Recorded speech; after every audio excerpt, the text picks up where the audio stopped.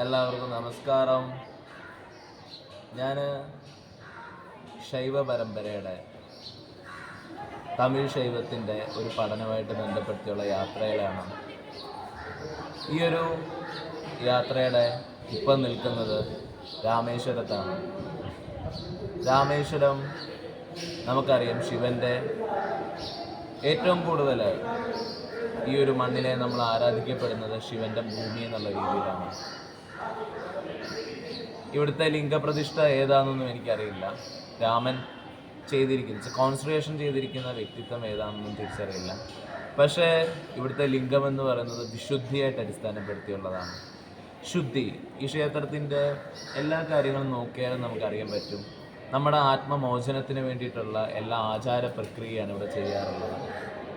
അപ്പം ഇതെല്ലാം തന്നെ അടിസ്ഥാനപ്പെടുത്തുന്നത് നമ്മുടെ ലിബറേഷനിലാണ്. എപ്പോഴും ശിവലിംഗങ്ങൾ, അപ്പം മൂലാധാര തൊട്ട് 6 ചക്രങ്ങൾ ആജ്ഞ വരെ ചെയ്യുന്ന ഓരോ കോൺസെൻട്രേഷൻ എന്ന് പറയുന്നതും എപ്പോഴും തന്നെ നമ്മുടെ ഓരോ ചക്രങ്ങളും ഓരോ ഡയമെൻഷൻസ് ആണ്. വിശുദ്ധിയാവട്ടെ, ആജ്ഞയാവട്ടെ, സഹസ്രാവട്ടെ ഒക്കെ ഓരോരോ ഡയമെൻഷൻസ് ആണ്. ഈ ഡയമെൻഷൻ്റെ അടിസ്ഥാനം സാധാ മനുഷ്യനോ അല്ലെങ്കിൽ ഒരു ആത്മീയ പാതയിൽ മുന്നോട്ട് പോകുന്നവർക്ക് എപ്പോഴും തന്നെ ഇങ്ങനെയുള്ള ക്ഷേത്രങ്ങളിൽ വന്ന് വെറുതെ ഇരുന്നാൽ മതി. നമ്മുടെ കുണ്ടലിനി ചൈതന്യം ഉയർത്തിക്കൊണ്ട് നമ്മൾ സാധന മാത്രം ചെയ്യാൻ എന്തുകൊണ്ടാണ് പറയുന്നത്? യോഗികൾ എപ്പോഴും പറയുന്നത് നമ്മൾ സാധന ചെയ്തു കഴിഞ്ഞാൽ, നമ്മളിവിടെ വന്ന് നട്ടൽ നൂന്നിരുന്നു കഴിഞ്ഞാൽ എന്താണോ വിശുദ്ധിയിൽ സംഭവിക്കുന്ന ആ തലങ്ങൾ, ആ ഡയമെൻഷനിലൂടെ നമുക്ക് എന്ത് ചെയ്യാൻ പറ്റും? ആ തലങ്ങളിലേക്ക് ഉയരാൻ സാധിക്കും. അപ്പം ഇതൊരു ഭക്തി മാർഗമാണ്. ഇതൊരിക്കലും ഒരു സാധന ചെയ്ത് ഉയരേണ്ട ഒരു പ്ലേസ് അല്ല ശരിക്കും.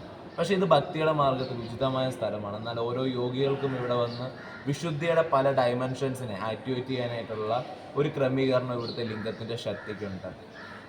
അപ്പം തമിഴ് ശൈവത്തിൻ്റെ യാത്രയിൽ ഉള്ളൊരു സീരീസ് ആണ്.